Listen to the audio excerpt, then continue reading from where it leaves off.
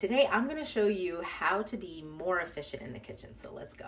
So first up is mise en place and organization. In French, it loosely translates to everything in place. But in professional kitchens, it's way more than just like getting your ingredients and lining them all up. No, it's actually a code of conduct. It's actually a way of life. It's much deeper, but for the mom chef and the home chef, you can definitely still apply it, and I'm going to show you how. My oil is in a squeeze bottle, which is going to save me tons of time. And those three things, I know I'm using them all the time, so they're ready to go. The main thing to remember when it comes to organization in your kitchen is making sure that everything has a home and a place that it needs to be. So a perfect example is the flatware drawer, right? We always know that no matter what, those spoons are going to go there. The forks are going to go there. And so then everything else in your kitchen has to be the same so that it just works like clockwork and you don't have to think about it, and it's much, much faster. Right here is my fridge. This is a dry erase marker. Let's say we were making meatballs, right? If I cook this in my mind first and I say, all right, I know I'm going to need a bowl. Maybe I use some gloves to mix it, a saute pan or a sheet pan, a lid to cover it once the sauce is on, a ladle or a serving spoon. Then I know more or less, okay, these are the things I need. Are they in the dishwasher? Do I need to get that ready? You know, if I'm home, is that going to help me to kind of just prep those things ahead? Life skills and workflow. And I'm going to actually bulk these two together because they work in tandem. I'm a right-handed person, so my prep is going to be on my left. I've got my cutting board here, which is anchored, right? So it doesn't slip. I've got a garbage bowl. That is really important to save time, so I don't have to make all these trips back and forth to the garbage. I've got my knife. I've got my honing.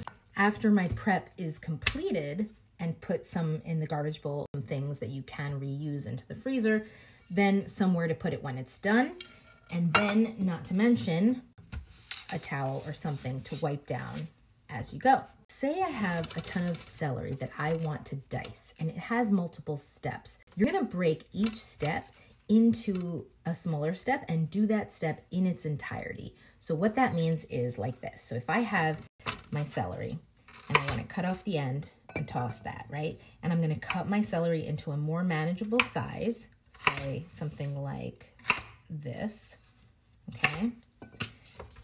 Then after that's done, I have to then make my sticks to then turn and get to my dice, right? So I just showed you this and I did it on one celery. What I'm asking you to do instead is, if you know you have to break each down, you're going to do that for all your celery. Say you have a bunch to do. Say you have 5 pieces. Then you're going to do your sticks or your batons, right? For all of them, right? That way you're going to end up with one big pile of this, and you're just going to grab and dice.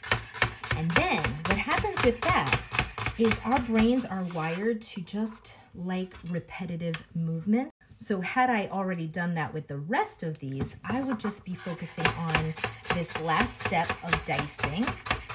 And once that's all complete, I can take a bench scraper, scoop it up, put it on my ready to go plate, and then you've got something to clean as you go. And it's not just wiping down counters. Obviously, your food goes in the pan. You start soaking some of your pots and pans. Thing that you can put away, like your spices, that's going to help you get a lot faster when it's time to run. And finally, learning how to cook with techniques and methods and not rely so much on the recipe. Now, that doesn't mean you can't follow your favorite bloggers. It doesn't mean that you can't ever look at a recipe again, but it just means to, use it as an inspiration, but really understand the hows and the whys behind it. And I'm really passionate about that. That's what my page is all about. In fact, I created a guide called How to Cook Without Recipes.